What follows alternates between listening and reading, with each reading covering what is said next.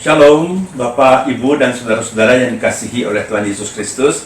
Kita berjumpa kembali di dalam acara Pualam Kasih Bapa pada pagi hari ini.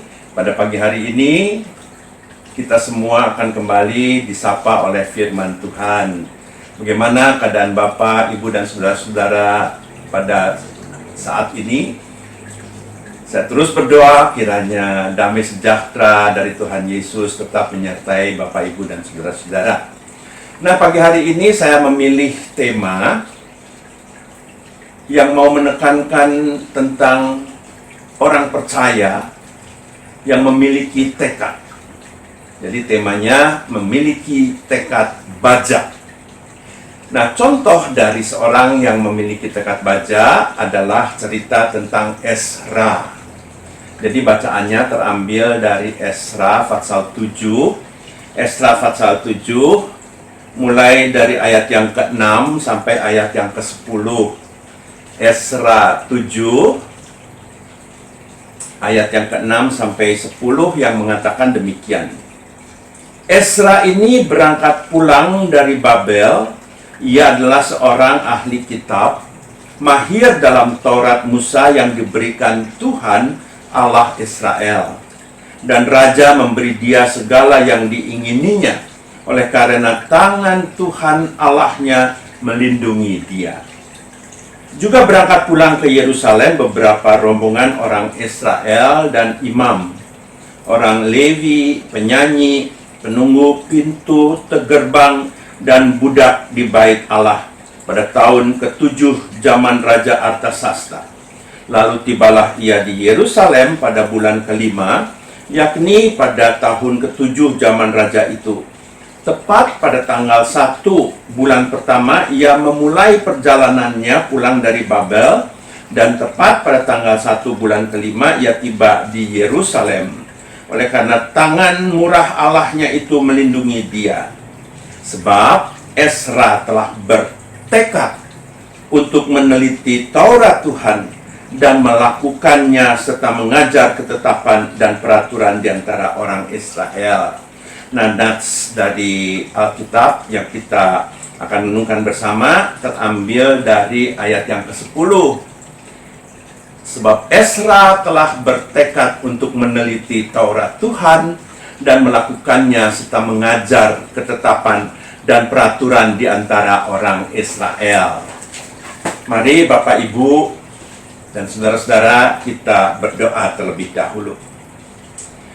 Ya Allah Bapa yang Maha Pengasih, tolong kami agar kami memiliki tekad yang kuat, sehingga tekun mendalami firman Tuhan untuk kemudian dengan setia melakukannya dalam perjalanan kehidupan kami sebagai umat-Mu. Amin.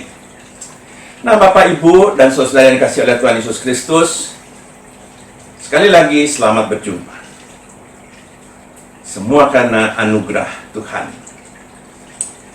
Biarlah melalui perenungan ini kita bersama-sama boleh semakin bertumbuh di dalam iman, semakin dikuatkan, dan lebih lagi semakin mengasihi Tuhan. Nah, dengan tema memiliki tekad baja. Apa sih artinya tekad? Pengertiannya sederhana. Tekad itu adalah kemauan yang keras. Keras seperti apa? Keras seperti baja, yang tidak mudah dibengkokkan, tidak mudah dilenturkan, tidak mudah dipatahkan. Nah, Bapak, Ibu, dan saudara yang dikasihi oleh Tuhan Yesus Kristus, untuk dapat lebih mengerti dan memahaminya, saya akan menceritakan sebuah contoh. Bapak, Ibu yang senang sepak bola, terutama penggemar sepak bola, siapa sih yang tidak pernah melihat pertandingan sepak bola? Apalagi sebuah tim sepak bola yang terkenal, yaitu Jerman. Nah, tim Jerman ini dikenal sebagai tim yang sangat kuat. Dia diberikan julukan sebagai tim Panzer. Seperti yang kita ketahui, Bapak, Ibu, dan saudara, Panzer itu adalah kendaraan tempur buatan Jerman yang dikenal ketangguhannya pada masa Perang Dunia Kedua. Dan kendaraan panser ini bermesin diesel. Dikenal sebagai kendaraan tempur yang lambat panas. Ya, karena bahan bakarnya diesel atau solar. Tapi kalau sudah panas, dia menjelma menjadi sebuah kendaraan tempur yang sangat sulit ditaklukkan oleh lawannya. Itulah Panzer. Sehingga akhirnya Jerman dikenal sebagai tim Panzer. Karakteristik dari Panzer ini ditemukan di dalam tim nasional Jerman. Terbukti ketika kesebelasan Jerman berada dalam posisi tertinggal oleh gol lawan, mereka berulang kali dapat menyamakan kedudukannya. Bahkan mampu memenangkan pertandingan itu. Setiap pemain berjuang sekuat tenaga supaya tidak kalah. Bahkan harus memenangkan pertandingan. Mereka bahkan bertanding semakin baik pada saat mereka tertinggal. Bayangkan coba. Karakteristik Panzer dan mentalitas yang kuat membuat setiap pemain Jerman memiliki tekad yang membajak untuk memenangkan setiap pertandingan ketika mereka mengikuti setiap kejuaraan sepak bola. Tidak heran, kesebelasan Jerman ini pernah menjadi juara dunia. Tidak heran, beberapa kali kesebelasan Jerman ini menjuarai Liga Eropa.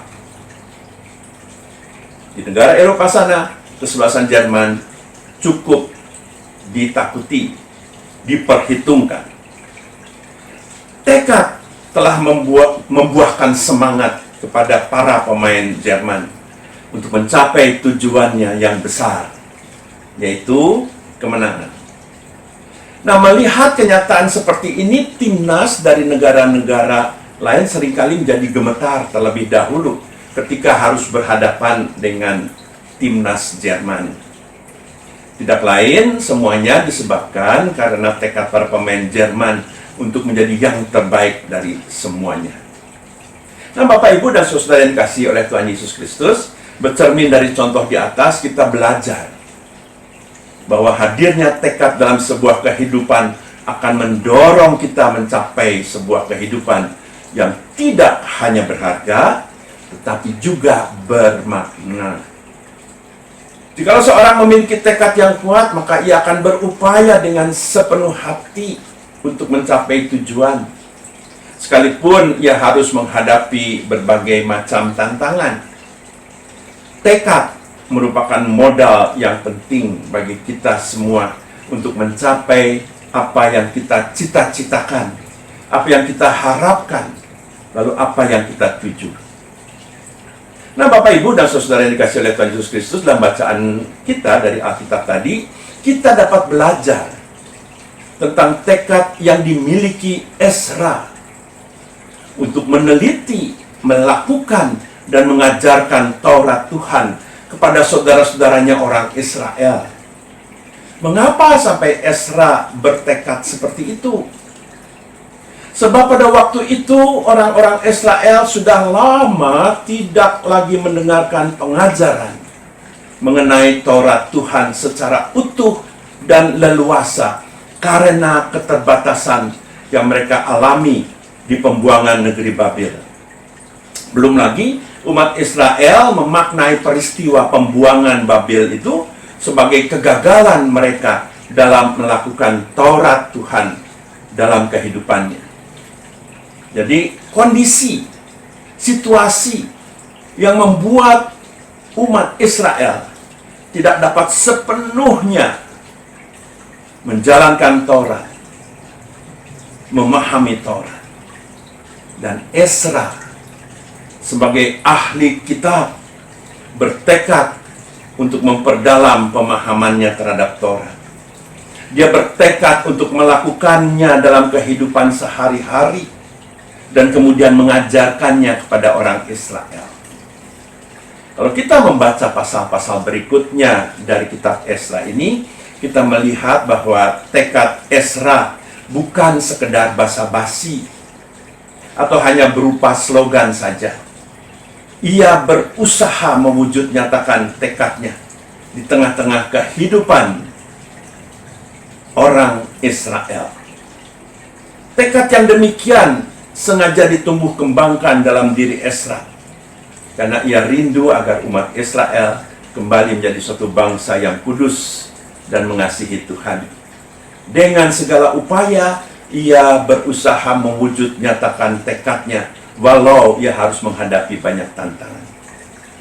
Nah, Bapak, Ibu, dan saudara-saudara yang dikasihi oleh Tuhan Yesus Kristus, sebagai keluarga Kristen, kita hendaknya juga bertekad kuat untuk mempersiapkan generasi penerus yang selalu mengasihi Tuhan. Sebagai umat Tuhan, kita harus bertekad untuk kembali mengutuhkan persekutuan umat Tuhan yang pada saat ini sudah lama dalam tanda petik terasing karena pandemi COVID. Umat Tuhan dalam tanda petik lagi terpaksa melepaskan ikatan persekutuan yang biasa dirasakan ketika umat masih dapat beribadah bersama. Sebagai gereja, kita harus kembali membulatkan tekad untuk bersama-sama dan sehati membangun kembali persekutuan kita, membangun kembali rumah Tuhan, di mana kita semua sebagai umat kembali dapat beribadah bersama. Bapak, Ibu, dan saudara-saudara yang dikasihi oleh Tuhan Yesus Kristus, marilah kita mulai untuk saling mendorong, kita mulai untuk saling menguatkan, kita mulai untuk saling menyemangati setiap saudara-saudara kita, setiap keluarga, anggota keluarga kita secara khusus. Terlebih lagi ketika kita berada di dalam dwi pekan bulan keluarga ini, kita membulatkan tekad untuk menghadapi setiap tantangan. Kita mau menyatukan diri menjadi sebuah keluarga Tuhan yang utuh dan bersatu. Hanya dengan kekuatan yang berasal dari Tuhan, kita akan berhasil mencapai tujuan dan harapan kita.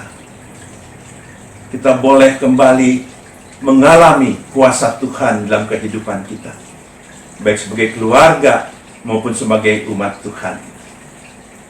Ada sebuah lagu yang ingin saya sampaikan bersama-sama dengan saudara dari PKJ 106. PKJ 106.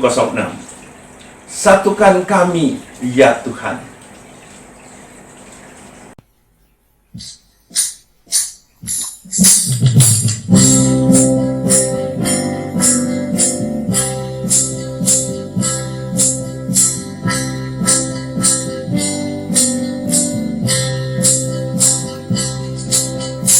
Satukan kami, ya Tuhan, satukan dengan ikatan yang kuat. Satukan kami, ya Tuhan, satukan dengan kasih-Mu yang kekal. Allah yang Esa, Raja yang Esa, umat pun Esa, puji yang bergema. Satukan kami, ya Tuhan, satukan dengan ikatan yang kuat. Satukan kami, ya Tuhan, satukan dengan kasih-Mu yang kekal.